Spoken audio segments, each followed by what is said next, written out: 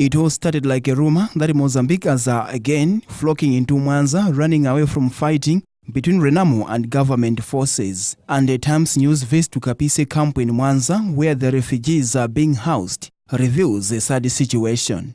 Water is a problem that is resulting into women and girls only able to access dirty and unsafe water.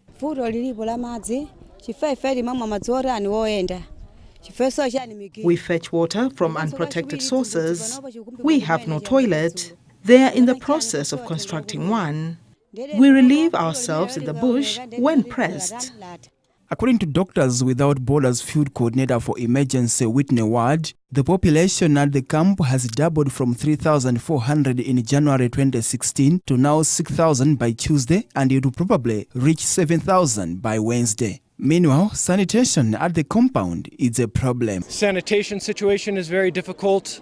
As I said, the number of new arrivals continues to mushroom daily, so everyone is playing a bit of catch-up at this point. So in terms of number of latrines, access to water, all of these are big areas of concern. As an example, there's only 2 viable boreholes at the camp currently. One of the partners is looking into drilling some additional boreholes, but at the moment we have a population of over 6,000 with only 2 functional boreholes. Just to give it context, Alfonso Dhlakama, who led Renamo in a 16-year civil war which ended in 1992 against Frelimo, has refused to accept the results of the 2014 elections. The contested polls saw Dhlakama being beaten once again by his rival enemy, the Frelimo party led by President Filipe Nyusi. This sparked some sporadic clashes between Renamo and government Frelimo forces in the recent months. But the tension rose further when Dhlakama vowed in December to take power by March next month in 6 of Mozambique's 11 provinces. Tete province, which borders with Mwanza at Kapise, is one province which is the stronghold for opposition Renamo. Viva senhores de Mucuba! Viva Renamo! This man arrived here at Kapise in January and narrates that government Frelimo soldiers are exacting brutality on the civilians in an attempt to crack down on the opposition. Frelimo soldiers are torching houses because we voted for opposition Renamo. The government is accusing us of supporting the opposition. MWBP 95A2 2015.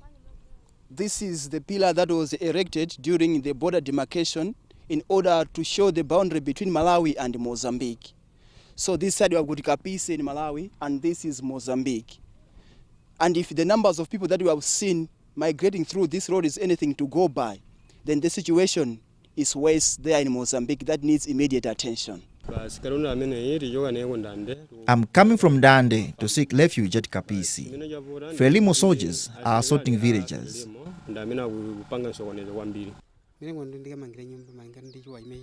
I want to use this pause to erect a shelter. Food and shelter are major problems here. We're yet to be given tents.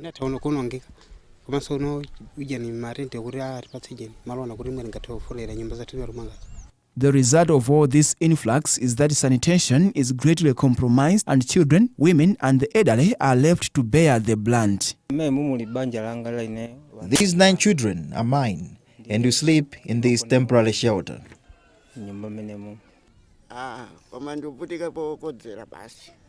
I experience problems when I want to answer a call of nature. I fail to walk the long distance to the bushes.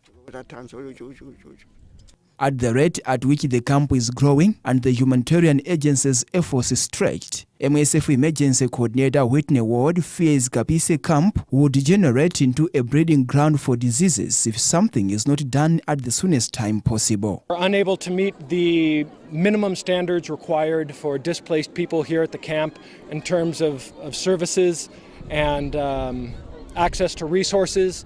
We're concerned about the local community here, which had a population of around 1,000. They're now hosting over 6,000. This is a problem with limited resources. So again, we're encouraging all stakeholders and service providers everyone with an interest in the situation here in Kapise at all levels to push for a relocation of the camp to a more acceptable location. Commenting on the issue, the Principal Secretary in the Ministry of Home Affairs and Internal Security, Beston Chisamire, makes a stunning revelation. Maputo is pushing for the refugees to be forced back home.